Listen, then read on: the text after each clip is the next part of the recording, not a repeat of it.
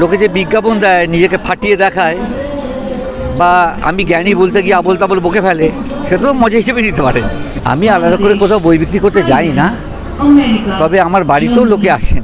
এই যে ঘরে ঘরে যখন টিভি ছিল না, হাতে হাতে মুঠোফোন ছিল না, ফেসবুক, ইউটিউব, ইনস্টাগ্রাম কিছু ছিল না, তখনকার কথা। তখন আমরা কি মজা করতাম, এটা ছোটদের ভালো লাগতে পারে, আর সব সত্যি, এতে কোনো বানানো গল্প দেওয়া নেই। আচ্ছা, তো এখানে যে বইগুলো যে বিক্রি করছে, বইগুলো মানে বই মেলাতেই বিক্রি করেন নাকি অন্যান্য কোনো? আমি আলাদা করে কোথাও বই বিক্রি করতে যাই না, তবে আমার বাড়িতেও লোকে আসেন। বই মেলাতে যে কজন নেন, তার বেশি আর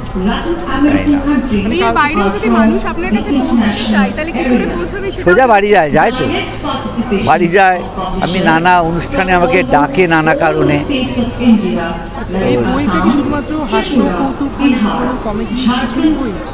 এই বইটা এবার কবিতার বইটা কবিতার মতন, বা আরো অন্যান্য আছে।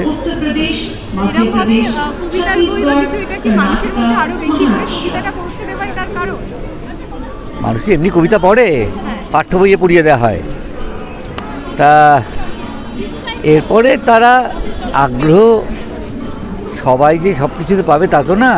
লোকে লেখাপড়াতেই বা আগ্রহ কতজন পায়। যারা কবিতা পড়তে চায়, আর তাদের মধ্যে যার যে কবিতা পছন্দ হয়।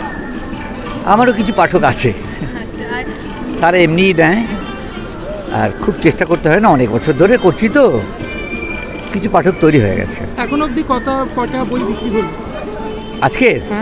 বলবো না। এই যে মানে সকলের মধ্যে এই সুন্দর ছোটবেলা, মানে আমাদের যেটা ছোটবেলা, আপনাদের যেটা ছোটবেলা ছিল, সবার ছোটবেলাকেই মজা। এগুলো তো বদলে গেছে, হয়তো কোভিডের পর থেকে আরো ভীষণভাবে বদলে গেছে।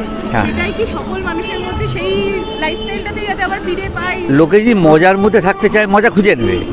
তো কত মজাতে তার শেষ নেই তো। লোকে যে বিজ্ঞাপন দেয়, নিজেকে ফাটিয়ে দেখায়, বা আমি জ্ঞানী বলতে গিয়ে আবোল তাবোল বকে ফেলে, সেটা তো মজা হিসেবে নিতে পারেন। তা যারা এই মজাটা, এটাও আর একটা মজা। আর আপনাকে সবাই বইমেলাতে এবার প্রত্যেকটা দিন পাবে তো? প্রতি বছর তো পায়, এতদিন পেয়েছে, আর যতদিন সুস্থ আছি হবে। আচ্ছা, এরকম এই ভাবনাটা কেন যে হঠাৎ করে এইভাবে? এটা তো একলা আমার ভাবনা না, সুদূর অতীতে দাদা ঠাকুর, শরৎ পণ্ডিত এরা করেছেন, কলকাতার রাস্তা রাস্তা করেছেন। তখন তার বইমেলা ছিল না। আর আমি কলকাতার রাস্তা রাস্তা করতে পারি না, গাড়ি বেড়ে গেছে, অনেক সমস্যা বেড়ে গেছে। আমি বইমেলাতেই ঘুরে ঘুরে বিক্রি করি। আমি স্টল এরা দিতে চাইলেও নিই, বা ধরুন আমি কোথাও বসে পড়ি না, মাঠের মধ্যে বসে অনেকে বসে পড়ছে, আমি এটা করি না। আমি এমনি, এটা আরেক ধরনের মজা। দাদা ঠাকুর, আমি একালে দাদা ঠাকুর, এটা অনেকে নাম দিয়েছেন, বা আমাকে সাহিত্যের ফেরোলাও নাম দেওয়া হয়েছে। আপনার যদি বলা হয় আপনার বইয়ের কালেকশন কি আছে, সেটা যদি আমাদের ছোট্ট করে বলেন। হ্যাঁ, আমি তো নানা পত্রিকায় লিখেছি, বই বিশেষ হয়নি। এটা বই না, এটা পুস্তিকা, বুকলেট। আর আমার দুটো বই আছে, দেবদেবীদের রূপকথা।